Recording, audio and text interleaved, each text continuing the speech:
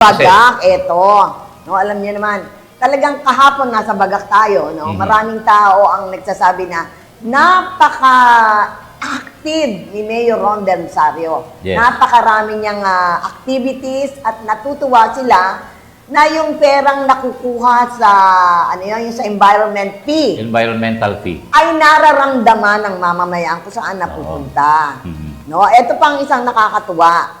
Sa pagsusumikap na makapaghatid ng dekalidad, mabilis at makabagong serbisyong medikal para sa mga Bagakenyo, nagsagawa ng pag-iinspeksyon si Mayor Ron Del Rosario sa kanilang Super Health RHU o Rural Health Unit sa kanilang bayan sa Bagak, no? Para ayon kay Mayor Ron Del Rosario, personal niyang tiningnan ang lahat ng makabagong kagamitan.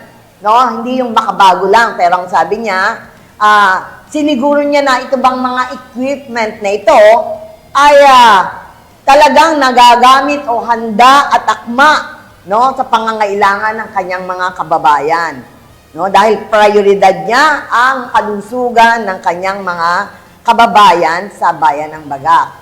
Mahalagang hakbang umano na ang bawat leader ay matutukan ang serbisyong pangkalusugan sa bawat bayan, no? Lalo na sa bayan ng Bagak. Dahil ayon sa kanya, sama-sama nilang itataguyod ang isang malusog at matatag ng bayan ng Bagak.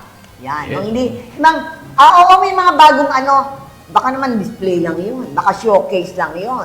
Kailangan sinisigurong nakakatulong ba yung bagong kagamitan na yan? Baka mamaya iniligay lang dyan, no? Binili lang dyan, pero hindi naman nagagamit. So, good luck kay sa Bayan ng Bagak. Bayan ng Bagak kay sa Mayor administrasyon Ron. ni Mayor Ron Del Rosario na nakita natin last month. Oo, nakita natin. Thank you so much din sa kay Vice Mayor Ramil, Del oo. Rosario. Yes.